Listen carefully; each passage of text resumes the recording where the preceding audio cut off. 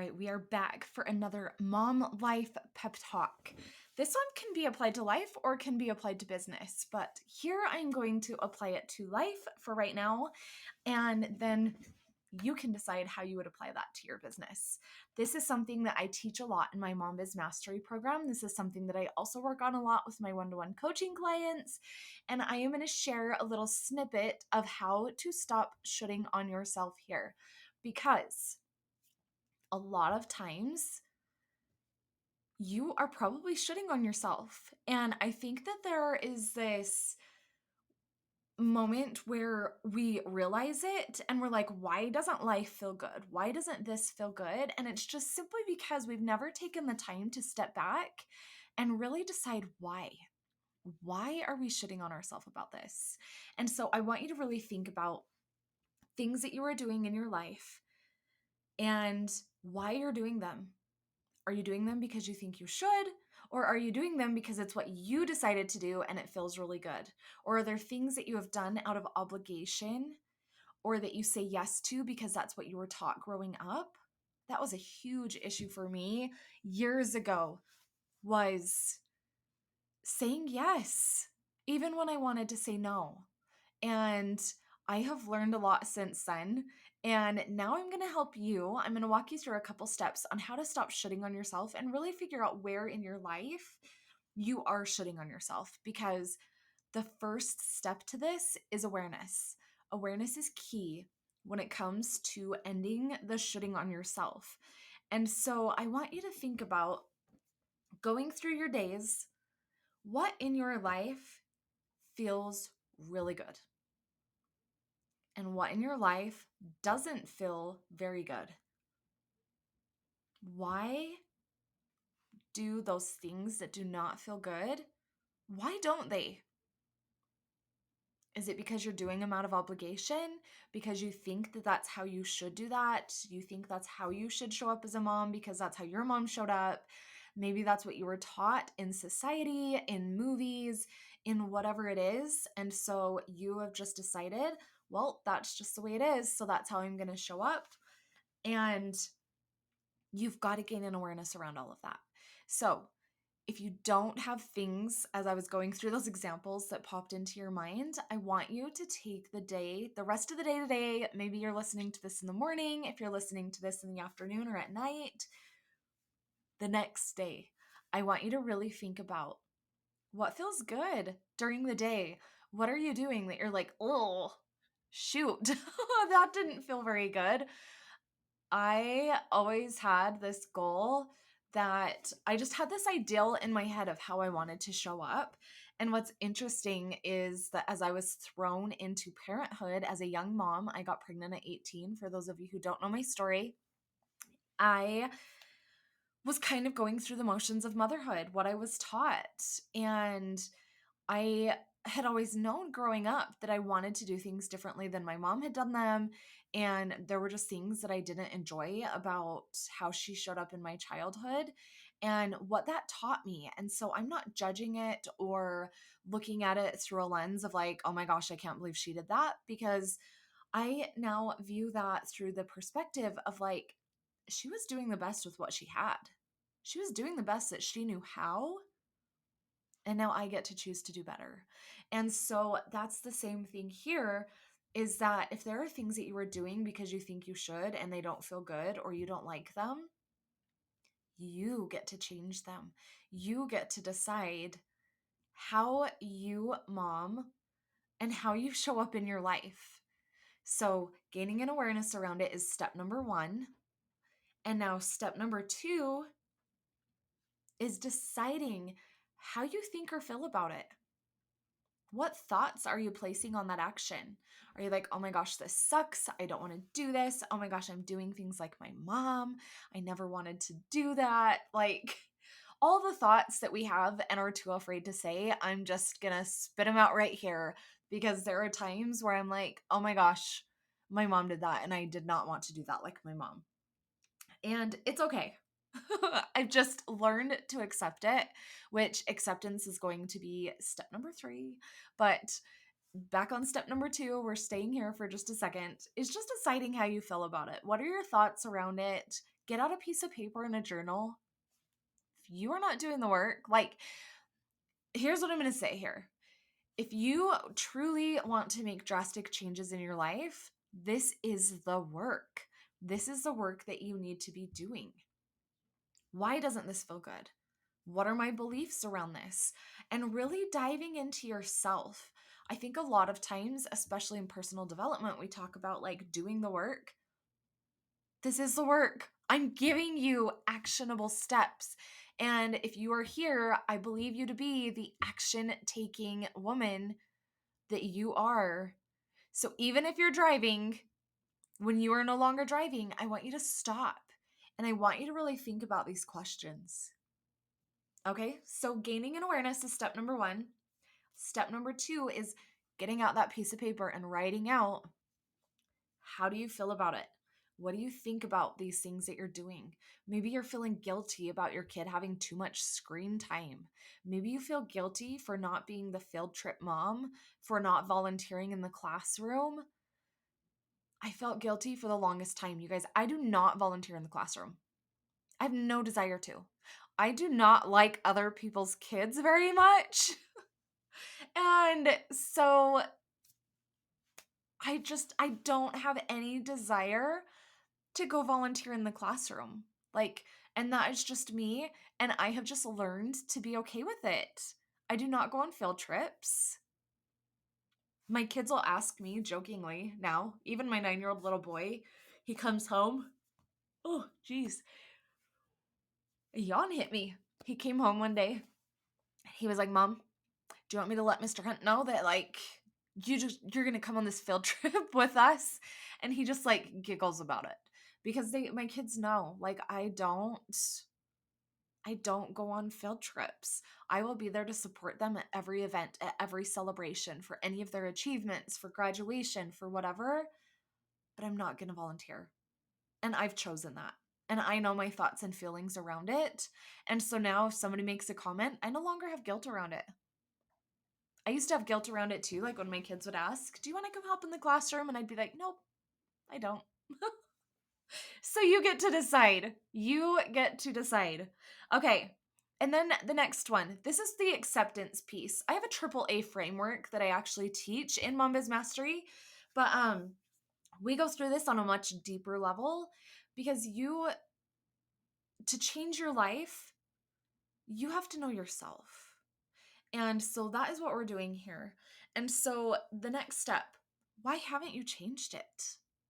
What is holding you here? Maybe it's the guilt. Maybe it's thinking that if you don't do it a certain way, it's wrong. I think that we're also taught this in society growing up, that it's wrong or bad and things should be done a certain way.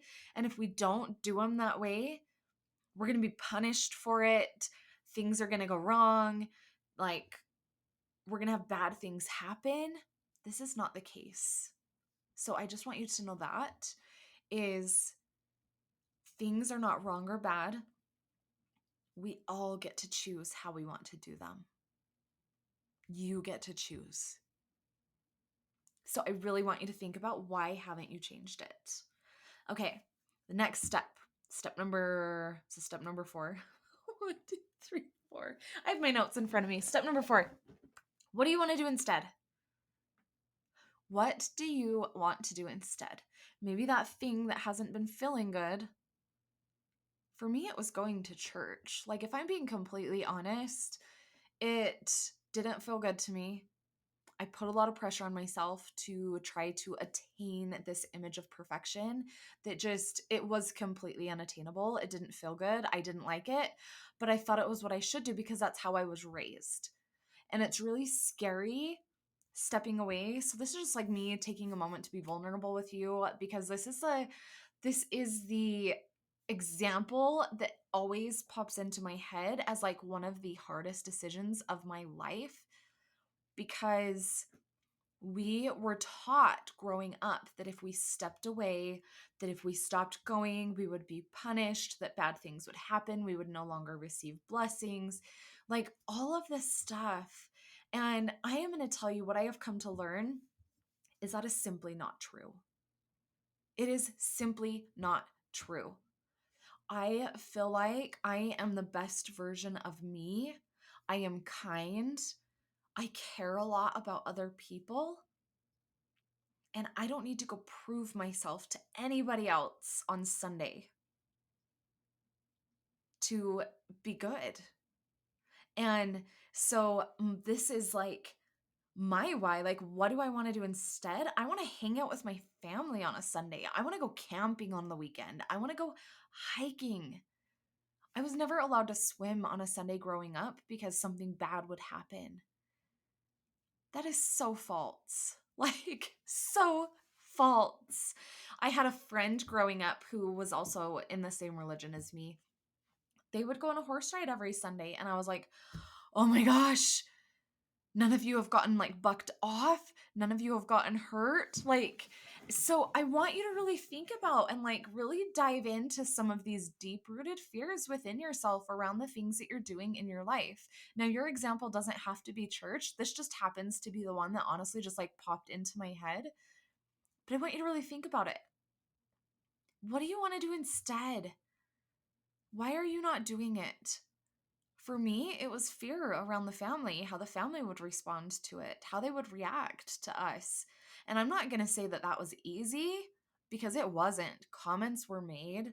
We would get phone calls from parents asking if we took the kids to primary this week and they need to be in primary. And we got all of the family's projected fears placed upon us. But what I had to come to realize was that it was our own path to navigate. And now we are in such an amazing place. Nothing bad happened. My business didn't fail like I thought it would. I didn't get struck by lightning like I thought I would. Like, I had some crazy thoughts. When we were like, okay, when we move to Cedar City, like, we're going to step away. We don't know anybody. It'll be a lot easier. And I did have some crazy thoughts. But so I just want you to think about, why haven't you changed what you are doing? Those fears will come up in you. Those thoughts will come up. That is your brain trying to keep you safe. And what I want to tell you about your brain is your brain is wired for survival. And a lot of times survival means going with the flow, just going along with what we were taught, going through the motions, because even if it doesn't serve us, familiar equals safe. So I just want you to really think about that. And I really want you to take the time to sit down with the notebook and just write out, why haven't you changed it? What's holding you back? What thoughts and fears are coming up for you? Maybe some popped into your head as I was talking about my experience. So I just want you to really think about that.